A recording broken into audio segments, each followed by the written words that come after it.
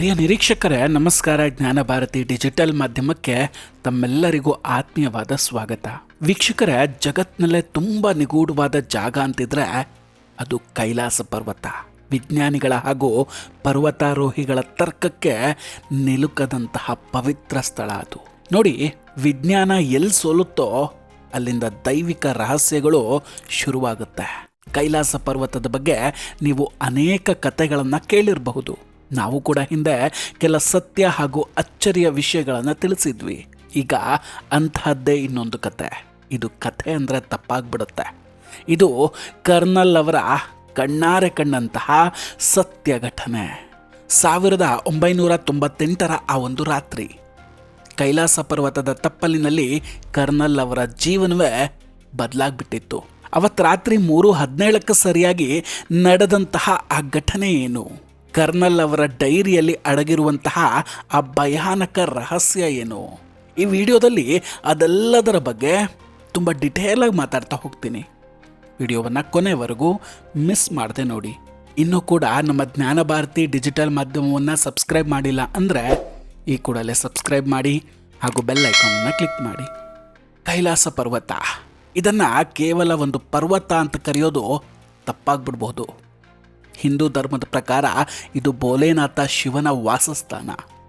ಬೌದ್ಧ ಧರ್ಮದವರು ಇದನ್ನು ಬ್ರಹ್ಮಾಂಡದ ಕೇಂದ್ರ ಅಂತ ಕರೀತಾರೆ.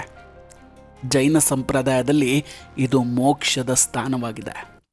ಇಂತಹ ಪವಿತ್ರ ಸ್ಥಳದ ಬಗ್ಗೆ ಇವತ್ತಿಗೂ ವಿಜ್ಞಾನಿಗಳಿಗೆ ಬಿಡಿಸಲಾಗದ ಅನೇಕ ಒಗಟುಗಳಿದೆ.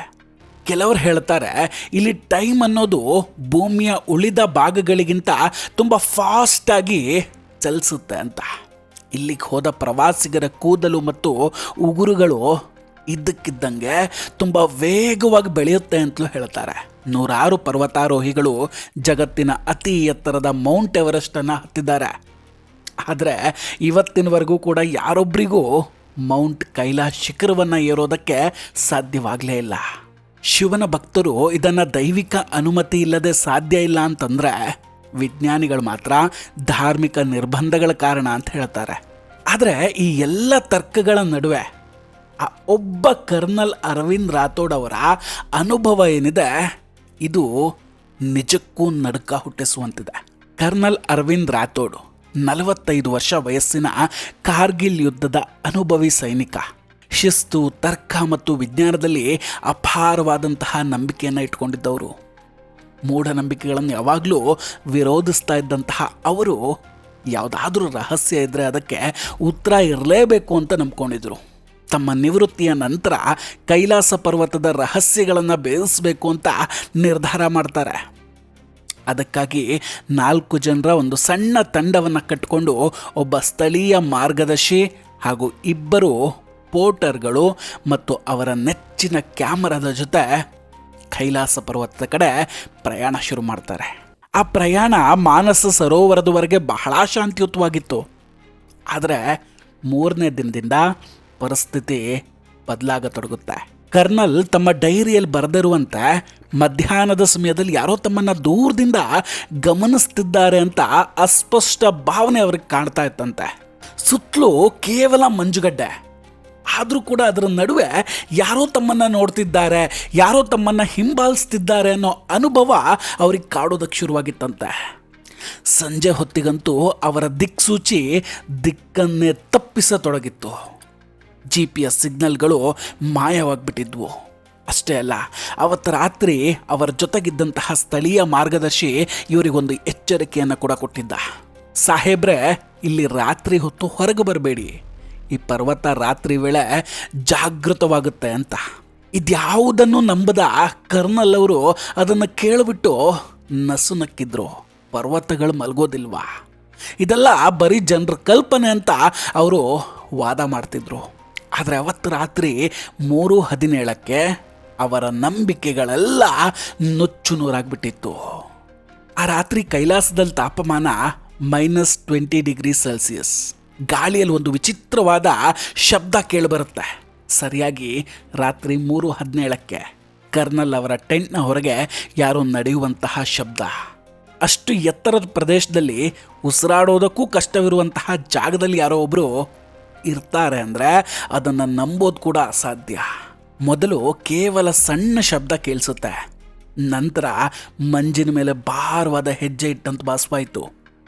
ಯಾರೋ ಅವರ ಟೆಂಟ್ನ ಸುತ್ತಲೂ ಪ್ರದಕ್ಷಿಣೆ ಹಾಕ್ತಾ ಇದ್ರು. ಧೈರ್ಯಶಾಲಿಯಾಗಿದ್ದಂತಹ ಕರ್ನಲ್ ಅವರು ಟಾರ್ಚ್ ತೆಗೆದುಕೊಂಡು ಟೆಂಟ್ನ ಜಿಪ್ ತೆಗೆದು ಹೊರಗೆ ಬರ್ತಾರೆ. ಹೊರಗೆ ಯಾರೂ ಇರಲಿಲ್ಲ. ಆದರೆ ಅವರು ನೋಡಿದಂತಹ ಆ ದೃಶ್ಯ ಇತ್ತಲ್ಲ, ಅದು ಅವರನ್ನೇ ಬೆಚ್ಚಿ ಬೀಳಿಸಿತ್ತು. ಟೆಂಟ್ನ ಸುತ್ತಲೂ ಮಂಜಿನ ಮೇಲೆ ದೊಡ್ಡ ಹೆಜ್ಜೆ ಗುರುತುಗಳಿದ್ವು.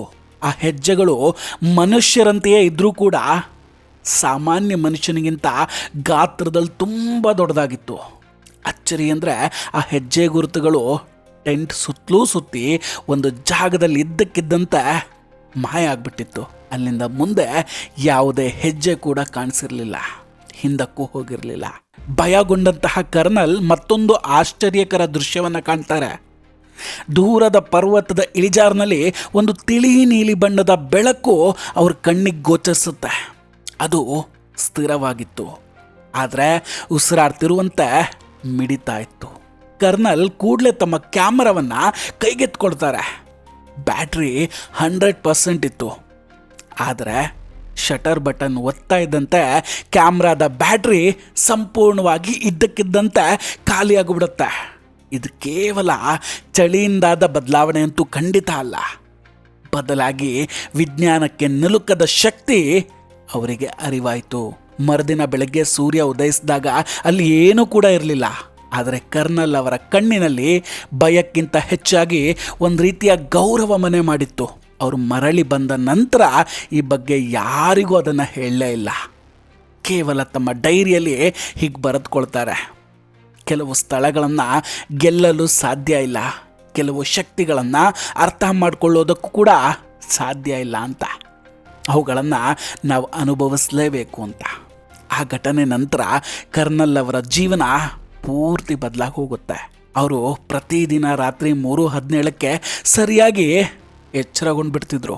6 ತಿಂಗಳ ನಂತರ ಮತ್ತೆ ಕೈಲಾಸಕ್ಕೆ ಹೋಗಬೇಕು ಅಂತ ಅಂದ್ಕೊಳ್ತಾರೆ. ಆದರೆ ಪ್ರಯಾಣಕ್ಕಿನ್ನೇನು 1 ವಾರ ಬಾಕಿ ಇತ್ತು ಅಷ್ಟೇ. ಪಾರ್ಶ್ವವಾಯು ಕಾಯಿಲೆಗೆ ತುತ್ತಾಗ್ಬಿಟ್ರು. ಆ ನಂತರ ಅವರು ಮತ್ಯಾವತ್ತೂ ಕೂಡ ಕೈಲಾಸ ಪರ್ವತದ ಹೆಸರನ್ನು ಹೇಳಲೇ ಇಲ್ಲ. ಆ ಡೈರಿಯ ಕೊನೆಯ ವಾಕ್ಯ ಏನಿತ್ತು ಗೊತ್ತಾ? ಆ ಬೆಳಕು ನನ್ನನ್ನು ಕರಿತಾ ಇದೆ. ಸ್ನೇಹಿತರೆ, ಈ ಕತೆ ನಮಗೆ ಅನೇಕ ಪ್ರಶ್ನೆಗಳನ್ನು ಉಳಿಸುತ್ತೆ. ಆ ಬೆಳಕು ಕೇವಲ ನೈಸರ್ಗಿಕ ವಿದ್ಯಮಾನವೇ? ವಿಜ್ಞಾನಿಗಳಿದನ್ನು ಸೆಂಟ್ ಎಲ್ಮೋಸ್ ಫೈರ್ ಅಥವಾ ಪ್ಲಾಸ್ಮಾ ಡಿಸ್ಚಾರ್ಜ್ ಅಂತ ಕರೀಬಹುದು. ಆದರೆ ಆ ದೈತ್ಯ ಹೆಜ್ಜೆ ಗುರುತುಗಳು ಯಾರದ್ದು? ಸಾಕ್ಷಾತ್ ಶಿವನದ್ದೇ ಇರಬಹುದೇ? ಇದ್ರ ಬಗ್ಗೆ ನಿಮ್ಮ ಅಭಿಪ್ರಾಯ ಏನು? ದಯವಿಟ್ಟು ಕಮೆಂಟ್ ಮಾಡಿ ತಿಳಿಸಿ. ವಿಡಿಯೋ ಇಷ್ಟ ಆದರೆ ಲೈಕ್ ಮಾಡಿ ಹಾಗೂ ಶೇರ್ ಮಾಡಿ. ಇನ್ನೂ ಕೂಡ ನಮ್ಮ ಜ್ಞಾನ ಭಾರತಿ ಚಾನಲನ್ನು ಸಬ್ಸ್ಕ್ರೈಬ್ ಮಾಡಿಲ್ಲ ಅಂದರೆ ಈ ಕೂಡಲೇ ಸಬ್ಸ್ಕ್ರೈಬ್ ಮಾಡಿ ಹಾಗೂ ಬೆಲ್ ಐಕಾನನ್ನು ಕ್ಲಿಕ್ ಮಾಡಿ. ನಮಸ್ಕಾರ, ಟೇಕ್ ಕೇರ್ ಆ್ಯಂಡ್ ಬಾಯ್ ಬಾಯ್. ಮತ್ತೆ ಭೇಟಿಯಾಗೋಣ. ಜೈ ಹಿಂದ್.